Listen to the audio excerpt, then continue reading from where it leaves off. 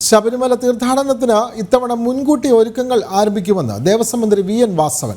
കൂടുതൽ ഭക്തരെ ഇത്തവണ പ്രതീക്ഷിക്കുന്നതിനാൽ അടിസ്ഥാന സൗകര്യങ്ങൾ ഉൾപ്പെടെയുള്ള കാര്യങ്ങൾ കൂടുതൽ മെച്ചപ്പെടുത്താനുള്ള നടപടികൾ എടുക്കുമെന്നും മന്ത്രി വ്യക്തമാക്കി. ശബരിമല റോപ്വേക്ക് കോടതി അനുമതി ലഭിച്ചെന്നും ഇതുമായി ബന്ധപ്പെട്ട വനം, റവന്യൂ, ദേവസ്വം വകുപ്പ് മന്ത്രിമാർ പ്രാഥമിക ചർച്ചകൾ നടത്തിയെന്നും മന്ത്രി പറഞ്ഞു. അതേസമയം ആഗസ്റ്റ് 3-ന് നടക്കുന്ന കർക്കിടക വാവ് ബലിക്ക് തിരുവിതാംകൂർ ദേവസ്വം ബോർഡിന് കീഴിൽ 40 കേന്ദ്രങ്ങളിൽ വിപുലമായ ഒരുക്കങ്ങൾ തുടങ്ങിയെന്നും മന്ത്രി തിരുവനന്തപുരത്ത് പറഞ്ഞു.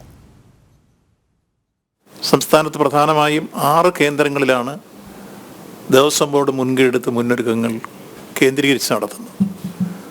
പൊതുവിൽ സംസ്ഥാനത്ത് ദേവസ്വം ബോർഡിന് 20 ഗ്രൂപ്പുകളാണ് ക്ഷേത്രങ്ങളുള്ളതെങ്കിൽ 15 ഗ്രൂപ്പിലും കർക്കിടക വാവ് ബലി നടത്തുന്നതിന് വേണ്ടിയുള്ള തീരുമാനം എടുത്തിട്ടുണ്ട്.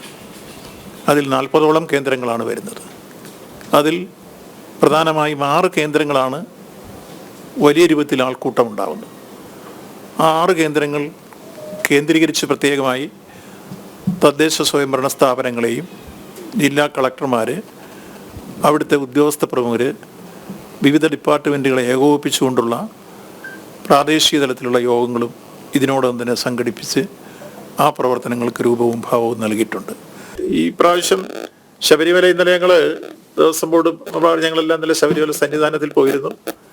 ഈ പ്രാവശ്യത്തെ മണ്ഡല മഹോത്സവവും അതുപോലെ തന്നെ നമ്മുടെ മകരവിളക്കും എല്ലാം ഭംഗിയായി പരാതിരഹിതമായി കാലേകൂട്ടി പ്രവർത്തനങ്ങൾ തുടങ്ങുന്നതിന് വേണ്ടിയുള്ളൊരു പ്രാഥമിക യോഗം ഇന്നലെ ഞങ്ങൾ ശബരിമല സന്നിധാനത്തിലും അതുപോലെ പമ്പയിലും വെച്ച് കൂടിയിരുന്നു. നല്ല തയ്യാറെടുപ്പുകൾക്ക് തുടക്കമായി.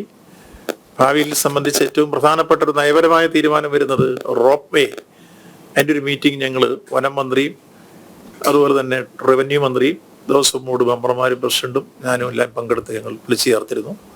അങ്ങനെ ഞങ്ങൾ 3 വകുപ്പ് കൂടി ചേർന്നൊരു ഏകോപനം ഉണ്ടാക്കി റോപ്പ് വേയുടെ സംവിധാനം 2.7 കിലോമീറ്റേഴ്സ് എന്നുവെച്ചാൽ പമ്പയുടെ ഹിപ് ടോപ്പിൽ നിന്ന് സന്നിധാനത്തിൽ വരെ